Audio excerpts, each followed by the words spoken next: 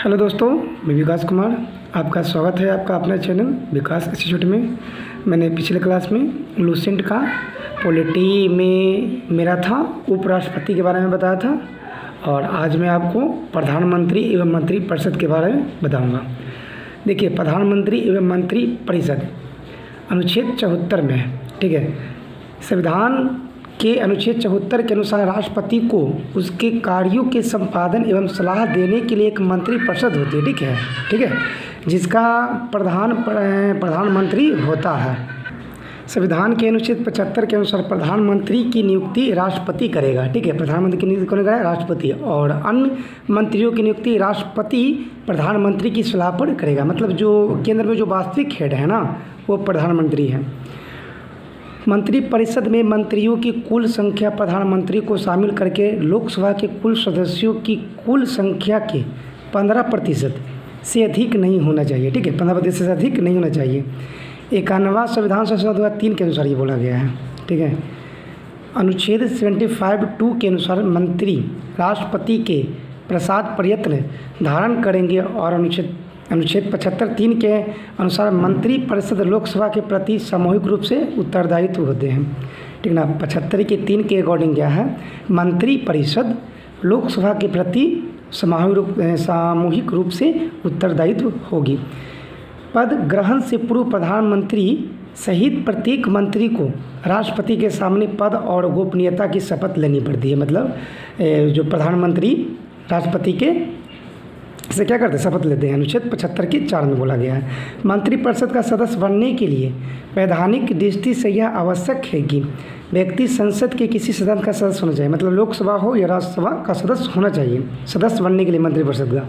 यदि व्यक्ति मंत्री बनते समय संसद सदस्य नहीं हो तो वह 6 महीना के अंदर संसद सदस्य बनना अनिवार्य है। अगर नहीं है ना, तो 6 महीना के अंदर क्या करना है? संसद का सदस्य बनना अनिवार्य होगा, नहीं तो उसे अपना पद छोड़ना होगा। अनुच्छेद 75 के 5 में बोला गया है। सभी मंत्रियों, राज्य मंत्रियों और उप मंत्रियों को निःशुल्क निवास स्थान एवं अन्य सुविधाएँ प्राप्त होती है। मतलब मंत्री हो या राज्य मंत्री, उप मंत्री को कोई टैक्स नहीं। यदि लोकसभा किसी भी एक मंत्री के विरुद्ध अविश्वास का प्रस्ताव पारित करे अथवा उस विभाग से संबंधित विधेयक को रद्द कर दे तो समस्त मंत्रिमंडल को त्यागपत्र देना होगा। और एक भी रद्द हो गया तो मंत्री 3 प्रकार के होते हैं: कैबिनेट मंत्री, राज्य मंत्री एवं उप मंत्री। कैबिनेट मंत्री विभाग के अध्यक्ष होते हैं। जो कैबिनेट मंत्री होते हैं विभाग के अध्यक्ष होते हैं। प्रधानमंत्री एवं कैबिनेट मंत्री को मिलाकर मंत्रिमंडल मिलते हैं। प्रधानमंत्री एवं कैबिनेट मंत्री को मिलाकर मंत्रिमंडल का निर्माण होता है।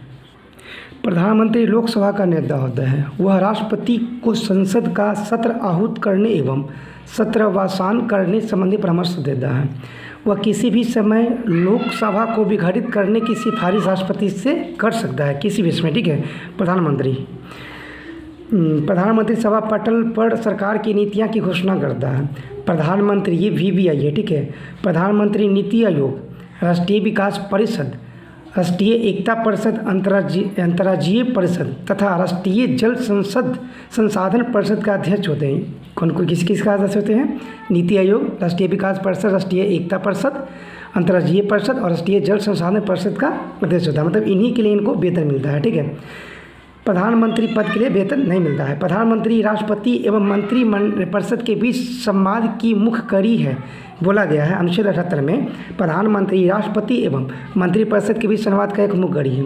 प्रधानमंत्री राष्ट्रपति को विभिन्न अधिकारियों जैसे भारत का महान्यायवादी अनुच्छेद 76 में पढ़ना है, भारत का नियंत्रक या महालेख परीक्षक कैग जो अनुच्छेद 148 में पढ़ना है, संघ लोक सेवा आयोग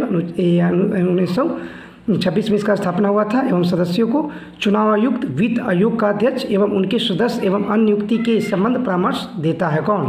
प्रधानमंत्री, ठीक है। प्रधानमंत्री किसी मंत्री को त्यागपत्र देने अथवा राष्ट्रपति को उसे बर्खास्त करने की सलाह दे सकता है। वह मंत्रिपरिषद बैठक की अध्यक्षता करता है तथा अपने पद से त्यागपत्र देकर मंत्रिमंडल को बर्खास्त कर सकता है। कौन? प्रधानमंत्री। प्रधानमंत्री मंत्रिपरिषद का प्रमुख होता है। प्रधानमंत्री क्या होता है? मंत्रिपरिषद का प्रमुख होता है।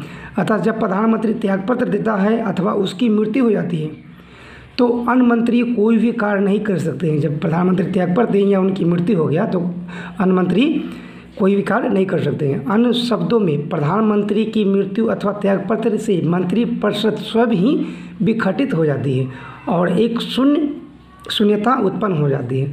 प्रधानमंत्री में सबसे बड़ा कार्यकाल आपको पता होगा पीटी नेहरू का था। वे कुल 16 वर्ष 9 महीने 12 दिन तक अपने पद पर रहे। 16 वर्ष 9 महीना 12 दिन, लगभग 17 वर्ष। देश की प्रथम महिला प्रधानमंत्री इंदिरा गांधी बनी थी। वे वैसे व्यक्ति रहीं जो 2 अलग अलग अवधियों में प्रधानमंत्री भी रहे थे, इंदिरा गांधी, ठीक है। पहली बार इंदिरा गांधी प्रधानमंत्री बनी तो वह राज्यसभा की सदस्य भी थी, ठीक है। चरण सिंह एकमात्र ऐसे प्रधानमंत्री रहे जो कभी लोकसभा में उपस्थित नहीं हुए और विश्वास मत प्राप्त करने में असफल होने वाले प्रथम प्रधानमंत्री थे विश्वनाथ प्रताप सिंह, ठीक है। एक कार्यकाल में सबसे कम समय तक प्रधानमंत्री के पद पर रहने वाले प्रधानमंत्री थे अटल बिहारी वाजपेयी, सिर्फ 13 दिन के लिए थे।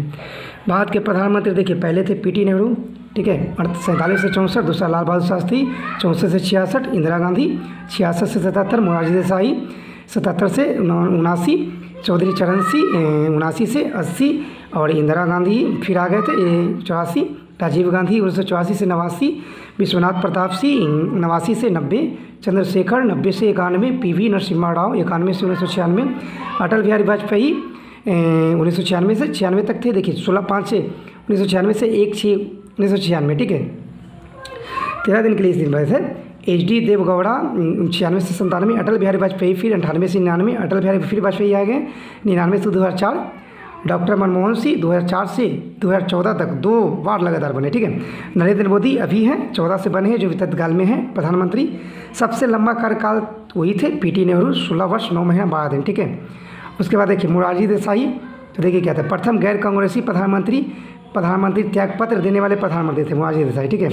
लोकसभा का सामना न करने वाले प्रधानमंत्री कौन थे, तो चौधरी चरण सिंह। अविश्वास प्रस्ताव से हटाए जाने वाले प्रथम प्रधानमंत्री कौन थे, तो देखिए चरण विश्वनाथ प्रताप सिंह। पद ग्रहण करने के समय किसी भी सदन के सदस्य नहीं थे, वो कौन थे, तो पीवी नरसिम्हा राव, ठीक है। सबसे छोटा कार्यकाल 13 दिन अटल बिहारी वाजपेयी का था। पद ग्रहण करते समय विधानसभा HD देवगौड़ा थे। 3 प्रधानमंत्रियों जैसे देखिए बहुत भी आई है, पीटी नेहरू, लाल बहादुर शास्त्री तथा इंदिरा गांधी की मृत्यु उनकी पदावधि के दौरान हो गई थी। किनकी पीटी नेहरू, लाल बहादुर शास्त्री और इंदिरा गांधी की मृत्यु हो गई थी उनकी पदावधि के दौरान ही। लाल बहादुर शास्त्री की मृत्यु 11 जनवरी 1966 को भारत से बाहर ताशकंद में हुई थी। जब भारत से बाहर गए थे ना, तब इनकी मृत्यु हो गई थी। मोरारजी देसाई सबसे अधिक उम्र में एवं राजीव गांधी सबसे कम उम्र में प्रधानमंत्री बने। पूछा जाता है कि सबसे अधिक उम्र में कौन, तो मोरारजी देसाई PM बने, सबसे कम उम्र में तो कौन, राजीव गांधी। गुलजारी लाल नंदा 27 मई 1964 से 9 जून 1964 ईस्वी तक एवं 11 जनवरी 1966 से 24 जनवरी 1966 तक कार्यकाल प्रधानमंत्री बने। भारत के प्रथम उप प्रधानमंत्री सरदार वल्लभ भाई पटेल, जिनको लौह पुरुष के नाम से भी जाना जाता है। देखिए कैबिनेट मंत्रियों में सबसे बड़ा कार्यकाल जगजीवन राम का रहा, ठीक है, कैबिनेट मंत्री में, जो लगभग 32 वर्ष केंद्रीय मंत्री में रहे, ठीक है। सबसे लंबी अवधि तक एक ही विभाग का कार्यभार संभालने वाली केंद्रीय मंत्री राजकुमारी अमृता गौड़ थे। देखिए मंत्रिमंडल सचिवालय भारत सरकार के नियम 1961 के अंतर्गत प्रत्यक्ष तौर पर प्रधानमंत्री के अधीन कार्य करता है, ठीक है, 1961 के अनुसार। इसका प्रशासनिक प्रमुख कैबिनेट सचिव होता है। मंत्रिमंडल का सबसे प्रशासनिक प्रमुख कौन होता है, तो कैबिनेट सचिव होता है मंत्रिमंडल सचिवालय का। कैबिनेट सचिवालय सिविल सर्विस बोर्ड का पदेन अध्यक्ष होता है। कैबिनेट सचिव सिविल सर्विस बोर्ड का पदेन अध्यक्ष होता है। मंत्रिमंडल सचिवालय मंत्रिमंडल बैठकों के लिए कार्य सूची तैयार करता है तथा मंत्रिमंडल समितियों के लिए सचिवालय सहायता भी प्रदान करता है। यह विभिन्न मंत्रालय के बीच समन्वय स्थापित करता है। मंत्रालय को वित्तीय संसाधन का आवंटन वित्त मंत्रालय के द्वारा किया जाता है, न कि मंत्रिमंडल सचिवालय के द्वारा, ठीक है। देखिए उसके बाद मेरा अगला रहेगा संघीय संसद अनुच्छेद 79 में पढ़ना, ठीक है। इसके बाद मैं इसको फिर से ही कर देता हूँ। देखिए प्रधानमंत्री अनुच्छेद 74 में पढ़ना है, ठीक है। 75 के अनुसार प्रधानमंत्री की नियुक्ति राष्ट्रपति करेगा और अन्य मंत्री की नियुक्ति राष्ट्रपति की सलाह पर प्रधानमंत्री है ना करेंगे, ठीक है, प्रधानमंत्री की सलाह पर राष्ट्रपति करेंगे। उसके बाद देखिए मंत्री 3 प्रकार के होते हैं, कैबिनेट मंत्री, राज्य मंत्री, उप मंत्री। कैबिनेट मंत्री विभाग के अध्यक्ष होते हैं और प्रधानमंत्री और कैबिनेट मंत्री को मिलाकर मंत्रिमंडल बनता है। प्रधानमंत्री नीति आयोग, राष्ट्रीय विकास परिषद, राष्ट्रीय एकता परिषद, अंतर्राज्यीय परिषद और राष्ट्रीय जल संसाधन के अध्यक्ष होते हैं। मतलब इनको पोस्ट के लिए मतलब कोई वेतन नहीं मिलता, ये अध्यक्ष आयोग के लिए मिलता है। प्रधानमंत्री, राष्ट्रपति एवं मंत्रिमंडल के बीच संवाद का मुख्य करीब 78 में बढ़ाया गया है। ठीक है। प्रधानमंत्री राष्ट्रपति के विभिन्न अधिकारी जैसे भारत का महान्यायवादी, भारत का नियंत्रक, महालय परीक्षक और संघ लोक सेवा आयोग अध्यक्ष और उसके सदस्यों, चुनाव आयुक्त, वित्त आयोग का अध्यक्ष एवं उसके सदस्यों एवं अन्य की नियुक्ति संबंध परामर्श दे सकता है। ठीक है। कौन? प्रधानमंत्री। प्रधानमंत्री किसी भी मंत्री को त्यागपत्र देने अथवा राष्ट्रपति को उसे बर्खास्त करने की सलाह दे सकता है। वह मंत्री बैठक की अध्यक्षता करता है तथा अपने पद से त्यागपत्र देकर मंत्रिमंडल को बर्खास्त करता है। प्रधानमंत्री मंत्रिपरिषद का क्या होता है? प्रमुख होता है। सबसे बड़ा काल पीटी नेहरू का, वे 16 वर्ष 9 महीना और 12 दिन। और सबसे कम कौन थे? अटल बिहारी वाजपेयी 13 एक काल में। चौधरी चरण सिंह थे जो कभी लोकसभा में चरण नहीं रखे। और विश्वनाथ प्रताप सिंह जो थे जो असफल थे। ठीक है। वो मत प्राप्त करने वाले थे, अविश्वास मतलब। ठीक है। उसके बाद देखिए कैबिनेट मंत्रियों में सबसे बड़ा कार्यकाल जगजीवन राव का रहा जो लगभग 32 वर्ष केंद्रीय मंत्री में रहे। सबसे लंबी अवधि तक ही एक विभाग का कार्यभार संभालने वाली केंद्रीय मंत्री राजकुमारी अमृता गौड़ थे। मंत्रिमंडल के सचिवालय भारत सरकार के नियम 1961 के अंतर्गत प्रत्यक्ष रूप से तौर पर प्रधानमंत्री अधीन कार्य करता है। इसका प्रशासनिक प्रमुख कैबिनेट सचिव होता है। ठीक है। कैबिनेट सचिव सिविल सर्विस बोर्ड का पदेन अध्यक्ष भी होता है। तो आज के लिए इतना ही दोस्तों, धन्यवाद। अगर मैं वीडियो आप लोग को अच्छी लगी हो तो लाइक कीजिए, सब्सक्राइब कीजिए और शेयर कीजिए। ओके फ्रेंड्स, धन्यवाद।